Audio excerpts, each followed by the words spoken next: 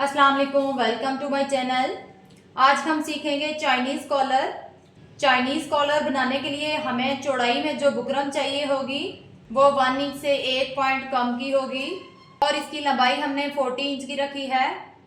आप अगर Chinese collar ज़्यादा लंबा पसंद करते हैं तो आप इसको 1-2 इंच बढ़ा के भी रख सकते हैं।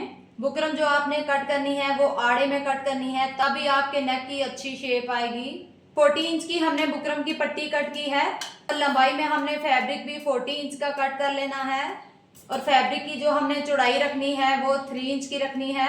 अब हमने इस तरह से 1/2 इंच का मार्जिन छोड़ते हुए अपनी बुकरम को पेस्ट कर लेना है। अब दूसरी साइड से हमने फैब्रिक को इस तरह से टर्न करना है और इसको अच्छे से आयरन कर लेना है। ये मैं एक साइड का पीस आपको रेडी करके दिखा रही हूँ। पूरी फैब्रिक पट्टी को आपने सेम तरीके से ही प्रेस करना है। अब ये जो 1/2 इंच का फैब्रिक हमारा बाहर की तरफ है, इसको हमने इस पट्टी के ऊपर इस तरह से फोल्ड करना है और प्रेस कर देना है। प्रेस करने के बाद हमने अपने फैब्रिक को अंदर की तरफ फोल्ड करना है। अब फैब्रिक पट्टी का जो 1/2 इंच का मार्जिन हमने बाहर की तरफ फोल्ड किया है, इसको हमने इस तरह से अंदर की तरफ इंटर करना है, अच्छे से प्रेस कर लेना है। सारी फैब्रिक पट्टी को हमने इसी तरह प्रेस करके रेडी कर लेना है। आप अगर नेक बड़ा पसंद करते हैं तो आप ये मार्क 6 इंच पे भी लगा सकते हैं। नेक को हमने अच्छे से प्रेस करना है। प्रेस करने के बाद हमने इसको इस तरह से फोल्ड कर लेना है। अब अंची स्टेप को इस तरह से रखेंगे और नेक का हमने डीप मार्क करना है और डीप मार्क हमने 7.5 इंच पे करना है। अब हमने इसको प्रेस लगानी है और हल्का हल्का हमने इसको राउंड में टर्न करते जाना है ताकि हमारी पट्टी इजीली घूम जाए। यही वो समझने वाला पॉइंट है कि जब आप आड़े में बुकरम कट करेंगे तो तभी आपका नेक इजीली टर्न होगा और इसकी अच्छी सी शेप आएगी।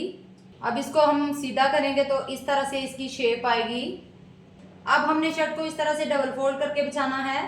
तो जितनी भी हमारी पट्टी है इस पट्टी को हमने इस तरह से रखना है और शर्ट पे चौड़ाई में मार्क कर लेंगे। अब ऊपर से 1/2 इंच का हम सिलाई का मार्जिन रखेंगे और अंची स्टेप को इस तरह से रखेंगे और 16 इंच पे हम मार्क कर देंगे। अब हमने इस तरह से बुकरम का एक पीस कट कर लेना है और इस मार्क के साथ बुकरम के पीस को इस तरह से रखेंगे और प्रेस लगा के इसको चिपका लेंगे और एक मार्क हमने इस तरह से मिड में लगा देना है। अब यहाँ हमारी पट्टी की जो चौड़ाई है 1 इंच से 1 पॉइंट कम की है। अब हमने इसका अंची स्टेप से इस तरह से हाफ कर लेना है और यहाँ पे आपने पेंसिल से मार्क लगाना है और अब हमने इस तरह से इसको तिरछी लाइन ड्रॉ कर लेनी है। अब इस तरह से हमने शर्ट के ऊपर पट्टी को रखना है। मिड का हमारा जो मार्क है वो शर्ट के बराबर आना चाहिए और ये जो हमने मार्क किया है इस मार्क के ऊपर आपने कटिंग नहीं करनी। 1/2 इंच का मार्जिन अंदर की तरफ छोड़ते हुए कटिंग करेंगे जो हमारी सिलाई में आएगा। ये आप देख सकते हैं कि किस तरह से हमने नेक की कटिंग की है।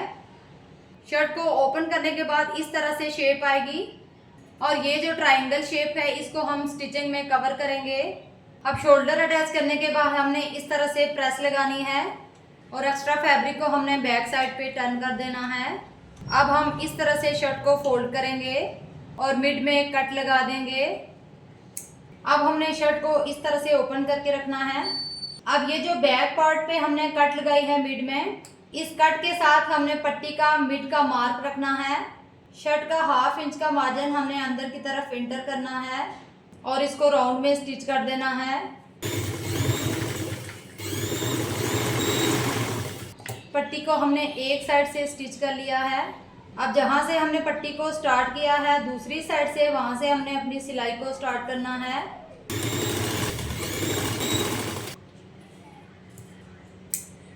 शर्ट को हमने उल्टा कर लिया है। अब इस तरह से अपनी फैब्रिक पट्टियों को यहाँ पे एक सिलाई लगा देंगे अंदर वाली साइड पे। चाइनीज कॉलर को हमने मिड में सिलाई लगा दी है। अब हमारा कॉलर कंप्लीट रेडी है। हमारी आज की ये चाइनीज कॉलर की वीडियो आपको कैसी लगी?